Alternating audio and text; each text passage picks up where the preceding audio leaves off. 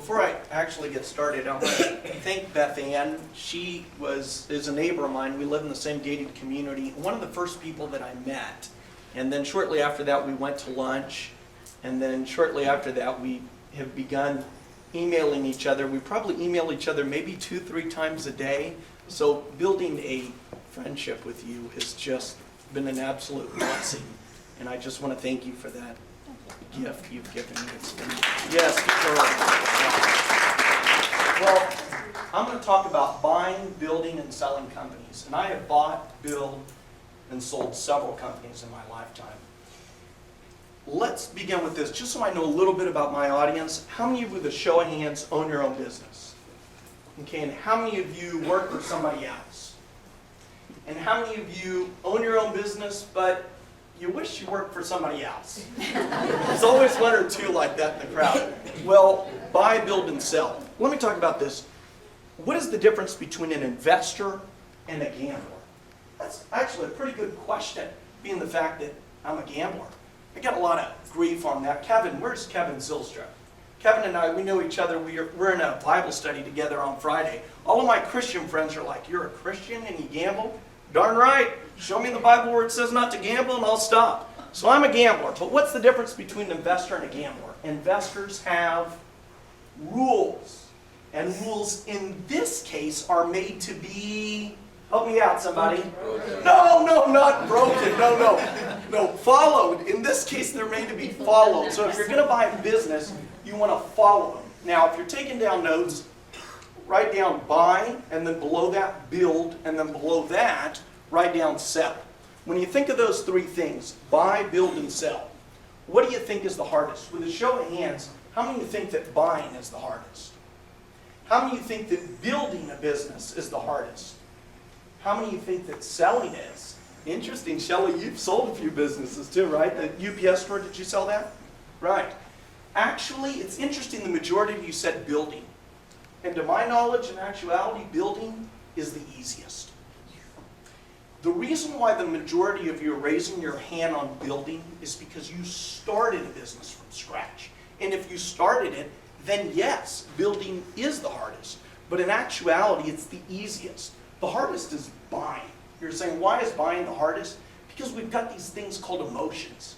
How many of you have ever been to an auction and you swear, I'm not paying a penny over $300,000, and first bid comes up $310, and your hand is the first one that goes up? Why? Because, well, I'll speak for myself. We got egos, and we're like, I'll show you who's richer, and the next one, no, I'll show you who's richer. And then the other problem is some of you, not me, but some of you were probably raised in a family where your parents say, you gotta win, you gotta win. Winners never quit, and quitters never win. Bull! Sometimes you gotta lose. Sometimes you gotta quit. That's why at the end of auctions, what does everybody do? They applaud. Why? Because what are they basically saying? Yeah, you're shaking your head. What are they saying? Congratulations, you idiot, you paid too much. Right?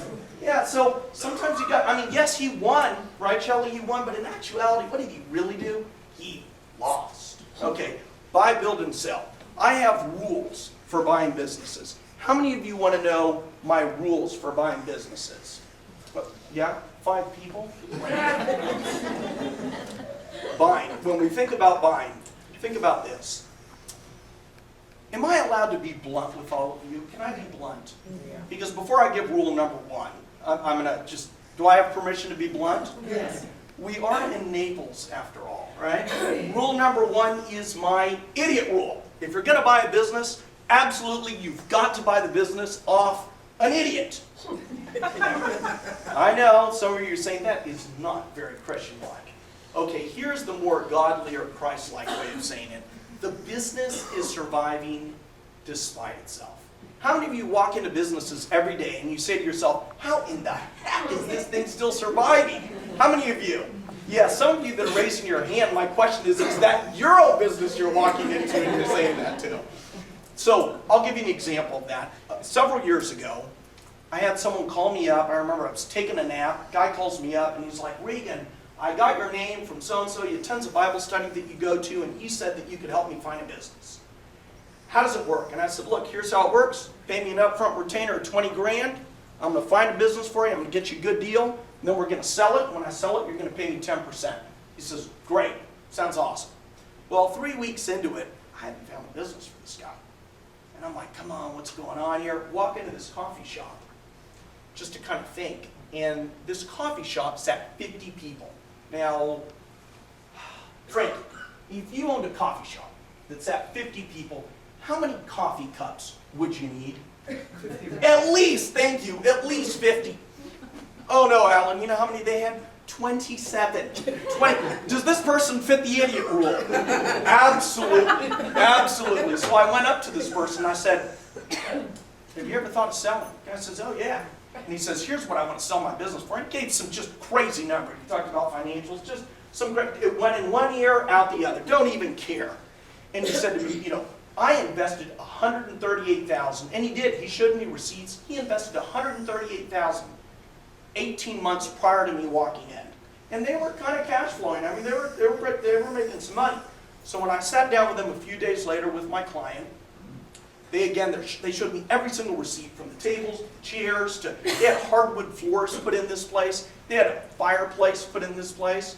Again, the guy mentions his number. Can anyone take a guess? What do you think I bought this coffee shop for? $50,000.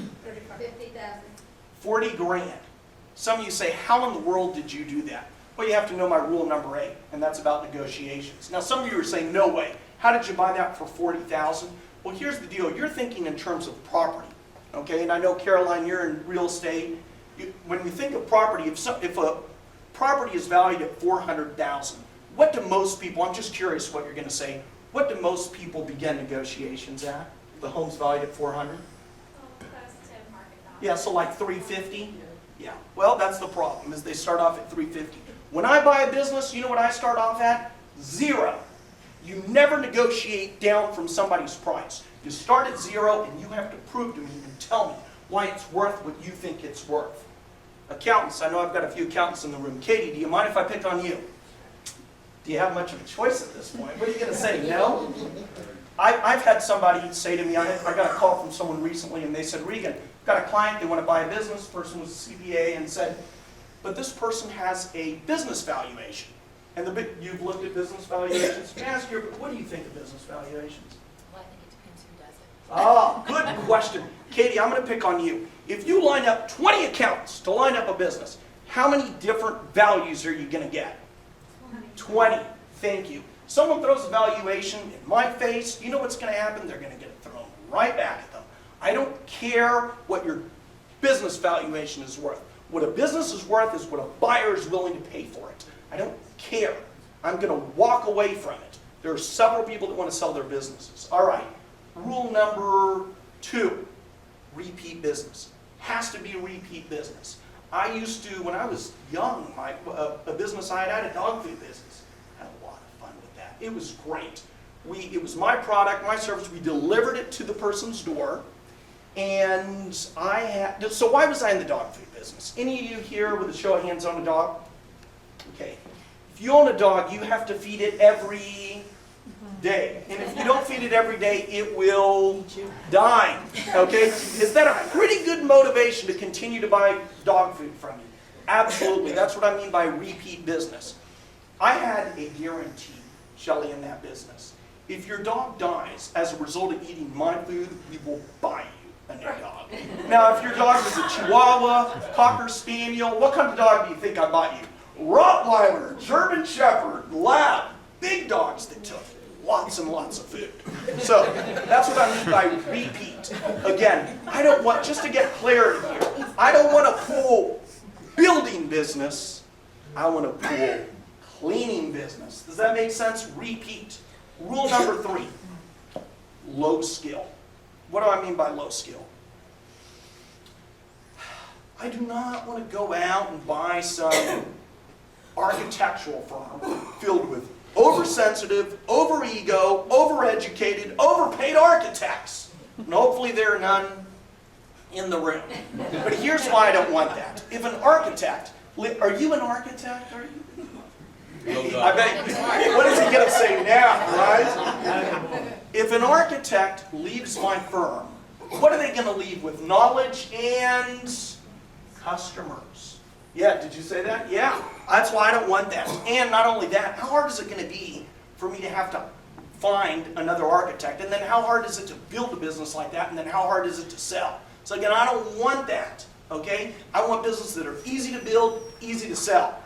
Now, as a matter of fact, I've got a great story on that low skill. Beth Ann, you even like the story. I remember I was exhausted. Went home, went to take a nap, have my cell phone right on my chest. Phone rings, I answer it. Guy says, I got your number. CPA, this guy was a trust fund kid. We actually ended up becoming great friends. I was actually on the phone with him on Sunday night for several hours. We've become great friends. We've gone to the Kentucky Derby, drank a lot of mint juleps, had a blast. And he said, Regan, I need you to help me find a business. He said, well, what's the deal? How does it work? I said, here's the deal. I need you to write me an upfront check for 20 grand, and we're going to find something that we're going to sell it. He said, great. And he was in Vegas at the time. You can tell that's why we became good friends. And I said, tell you what, here's my routing number, here's my account number. I do business with Huntington. Wire it into my account. So a week later, he calls me up and he says, Regan, have you found anything? I said, I told you to give me a month. It's been 1 week. He said, oh, so how long is it going to be?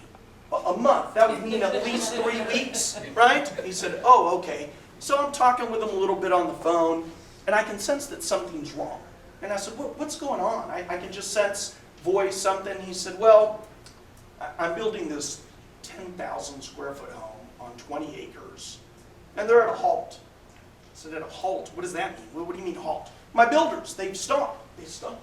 Why did they stop? What did they do that for? Well, I'm way out on 20 acres, and they have to get an electric power pole put in because I'm way out there. And I said, well, they can't get here for 3 weeks. Why? Why not? Call them up and tell them, hey, I don't want to